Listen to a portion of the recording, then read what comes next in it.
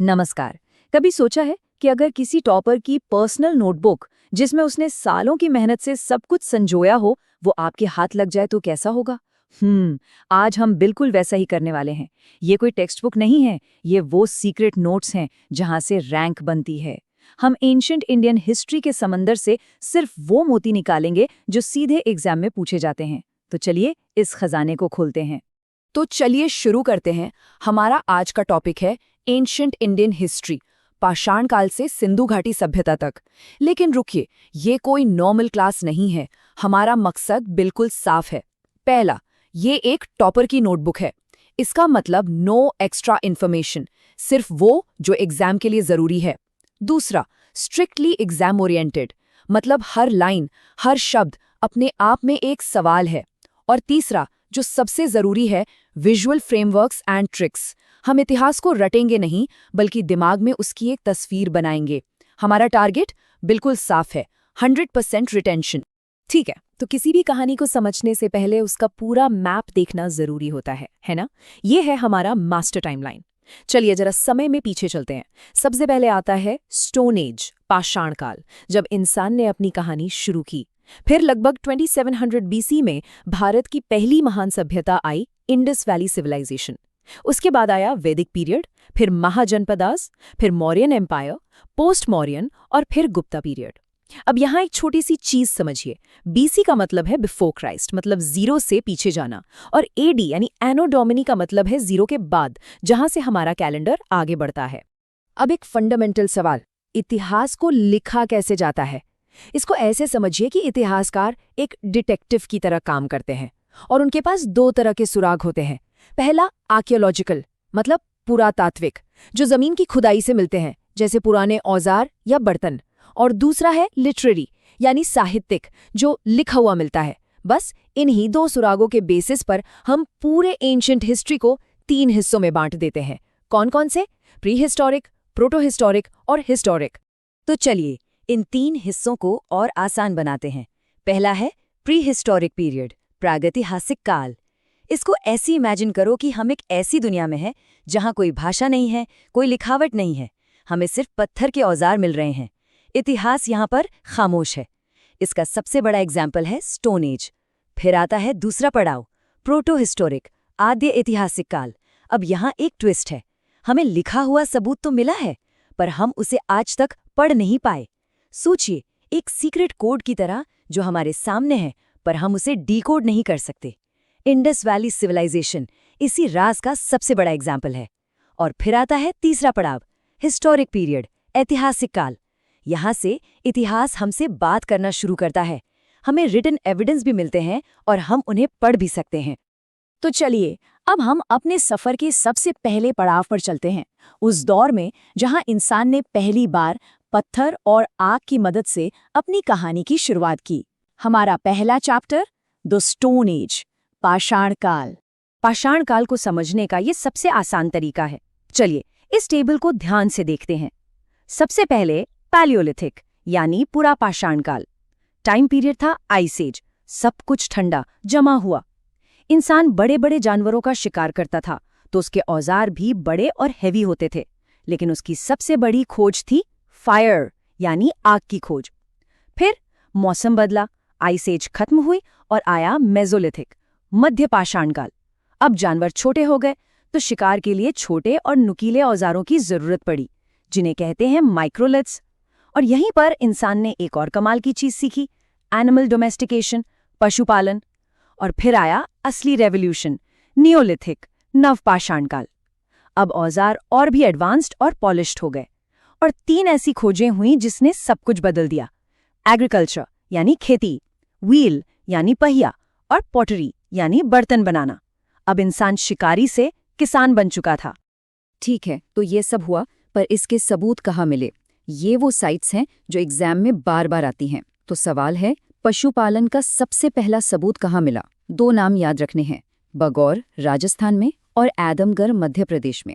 अच्छा, इंसान ने एक जगह बसना और खेती करना कहाँ से शुरू किया? इसका जवाब है मेहरगढ़। ये बहुत इंपॉर्टेंट है। चावल का सबसे पुराना सबूत कहाँ से मिला? वो मिला कोल्डीहुआ, उत्तर प्रदेश से। हड्डियों के बने औजार वो मिले हैं चिरांद, बिहार में। और संगनकल्लू से राख के टीले मिले हैं। ये सारे पॉइंट्स डायरेक्ट क्वेश्चंस हैं। पत्थर के बाद इंसान को एक नई जादुई चीज मिली, मेटल यानी धातु, और यहीं से शुरू हुआ कैल्कोलिथिक पीरियड, ताम्र पाषाण काल। चैल्को का मतलब है कॉपर और लिथिक का मतलब है स्टोन, मतलब ये वो दौर था जब तांबे और पत्थर दोनों का इस्तेमाल होता था। और ये एग्जाम का सवाल है, इंसान द्वारा इस्तेमाल की गई पहली धातु कौन सी थी? कॉपर, तांबा। भारत में इसकी 3 मेन कल्चर्स थीं। राजस्थान में आहार कल्चर जो तांबे के लिए फेमस थी, मध्य प्रदेश में मालवा कल्चर जो अपनी खेती के लिए जानी जाती थी, और महाराष्ट्र में जोरवे कल्चर जहां इनाम गांव जैसे बड़े बड़े गांव थे जिनमें 5-5 कमरों के घर भी मिले हैं। मतलब समाज अब धीरे धीरे डेवलप हो रहा था। तो पत्थर और तांबे के इस सफर से आगे बढ़कर अब हम उस दौर में कदम रख रहे हैं जब भारत में पहली बार शहरों का निर्माण हुआ। एक ऐसी सभ्यता जिसने आज से 5000 साल पहले दुनिया को हैरान कर दिया था, the Indus Valley civilization, Sindhu घाटी सभ्यता। तो सिंधु घाटी सभ्यता का इंट्रोडक्शन देखते हैं। सबसे पहले ये एक सिविलाइजेशन थी, सभ्यता। इसका एक सिंपल सा फॉर्मूला है, जब अर्बनाइजेशन यानी शहर प्लस ट्रेड यानी व्यापार प्लस स्क्रिप्ट यानी लिपि प्लस वेट्स एंड मेजर्स यानी नाप तौल की व्यवस्था, ये सब एक साथ आ जाएं तो उसे हम सभ्यता कहते हैं।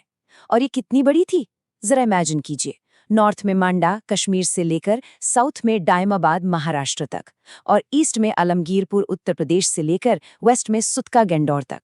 ये एक ब्रॉन्ज एज यानी कांस्य युग की सभ्यता थी, और इसकी खोज का श्रेय जाता है दयाराम साहनी को जिन्होंने हड़प्पा की खोज की, और R.D. बैनर्जी को जिन्होंने मोहनजोदारो की खोज की।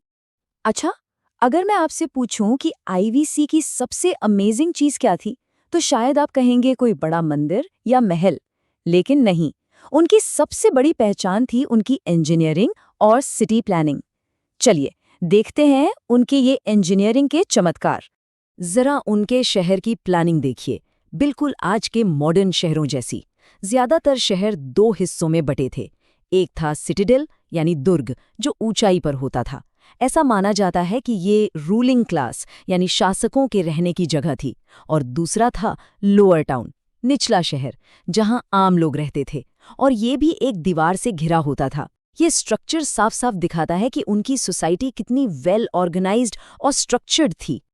अब यहाँ पर थोड़ा एक्स्ट्रा टेंशन चाहिए, क्योंकि एग्जाम्स में हमेशा एक्सेप्शंस पूछे जाते हैं। तो रूल था कि शहर 2 हिस्सों में बटेगा, लेकिन एक्सेप्शन नंबर 1, चन्हूदारो, ये एकमात्र ऐसा शहर था जिसमें कोई सिटिडेल, कोई दुर्ग था ही नहीं। और एक्सेप्शन नंबर 2, धौलावीरा, ये एकमात्र ऐसा शहर था जो 2 नहीं बल्कि 3 हिस्सों में बटा था, सिटिडेल, मिडिल टाउन और लोअर टाउन। ये दोनों नाम चन्हूदारो और धौलावीरा दिमाग में बैठा लीजिए। अब आते हैं उनकी इंजीनियरिंग के सबसे बड़े सबूत पर। जरा सोचिए, आज से 5000 साल पहले उनकी सड़कें एक दूसरे को 90 डिग्री पर राइट एंगल पे काटती थीं। एक परफेक्ट ग्रिड सिस्टम, और हर सड़क के किनारे ढकी हुई नालियां थीं, यानी कवर्ड ड्रेनेज। इन नालियों में सफाई के लिए मैनहोल्स भी थे, और तो और वो टेराकोटा पाइप्स का इस्तेमाल भी करते थे। ये उस जमाने की स्मार्ट सिटी थी, है ना कमाल की बात। अब जरा उनके घरों के अंदर झांकते हैं। एक टिपिकल घर के बीच में एक कोर्टयार्ड यानी आंगन होता था, और उसके चारों तरफ कमरे बने होते थे। और सबसे इंप्रेसिव बात, लगभग हर घर में अपना एक कुआं और अपना एक टॉयलेट था। ये उनकी सैनिटेशन और हाइजीन के अवेयरनेस को दिखाता है, और प्राइवेसी का भी पूरा ध्यान था। दरवाजे मेन रोड पर नहीं बल्कि साइड की गलियों में खुलते थे। और ये देखिए, ये एक जादुई रेशो है, 4:2:1। ये उनकी ईंटों का स्टैंडर्ड साइज था, लंबाई, चौड़ाई और मोटाई का अनुपात। पूरी सभ्यता में कश्मीर से लेकर महाराष्ट्र तक हर जगह इसी रेशो की ईंटें मिलती हैं। ये उनके स्टैंडर्डाइजेशन और प्लानिंग का सबसे बड़ा सबूत है। तो ये तो बात हुई शहरों के स्ट्रक्चर की, पर इन ईंट के शहरों में जिंदगी कैसी थी? लोग कैसे रहते थे, क्या खाते थे, क्या पहनते थे? चलिए अब इन पहले शहरों के अंदर की दुनिया को समझते हैं। 2 शहर जिन्हें IVC की जुड़वा राजधानियां भी कहा जाता है, हड़प्पा और मोहनजोदारो। चलिए दोनों को कंपेयर करते हैं। हड़प्पा जो रावी नदी के किनारे था, वहां से हमें एक बहुत बड़ा ग्रैनरी यानी अन्नागार मिला है। शायद ये पूरी सभ्यता की सबसे बड़ी बिल्डिंग थी। यहाँ से R37 कब्रिस्तान और मातृ देवी की मूर्ति भी मिली है। वहीं दूसरी तरफ है मोहेंजोदारो, जिसका मतलब है माउंट ऑफ द डेड। ये सिंधु नदी के किनारे था। यहाँ से मिला है द ग्रेट बाथ, विशाल स्नानागार जो शायद धार्मिक कामों के लिए इस्तेमाल होता था। और यहीं से वो फेमस डांसिंग गर्ल की कासे की मूर्ति और प्रीस्ट किंग का स्टैचू भी मिला है। अब जल्दी से कुछ और इम्पॉर्टेंट साइट्स और उनकी फाइंडिंग्स देख लेते हैं। ये मैच द फॉलोइंग में बहुत आते हैं। लोथल, गुजरात में, ये एक पोर्ट सिटी थी, यहाँ से डॉकयार्ड मिला है।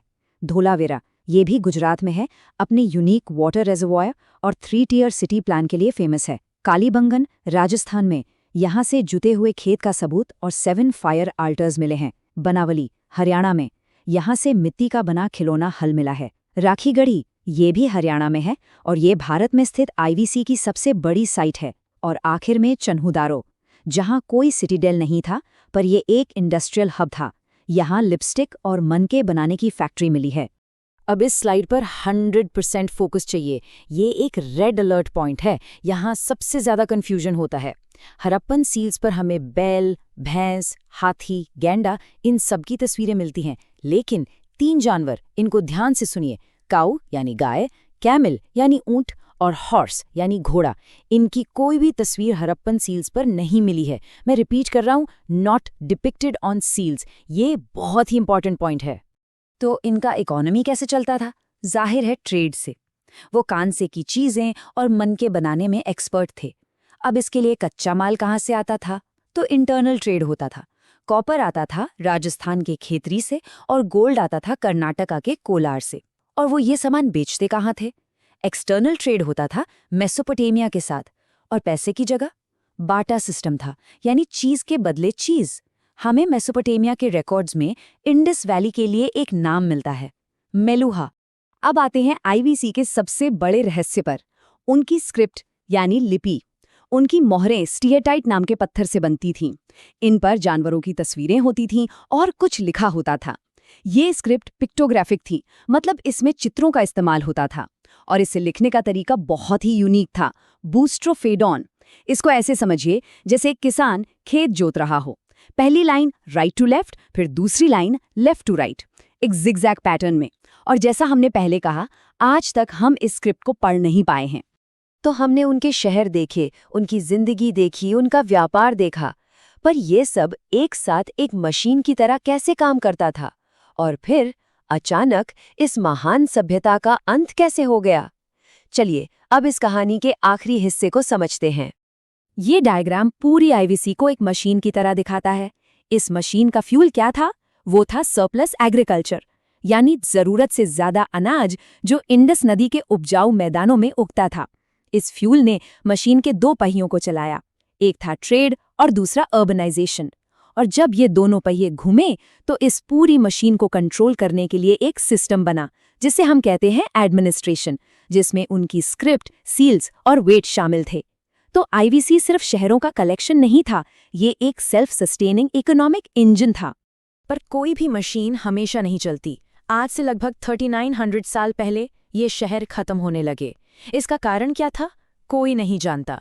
शायद क्लाइमेट चेंज या बाढ़ या नदियों का सूख जाना। और जब ये शहरी सभ्यता खत्म हुई तो इसकी जगह लगभग 1500 बीसी के आसपास एक नई ग्रामीण संस्कृति ने जन्म लिया, जिसे हम वैदिक कल्चर कहते हैं। अब शहरों की जगह गांव थे और व्यापार की जगह पशुपालन मेन ऑक्यूपेशन बन गया था।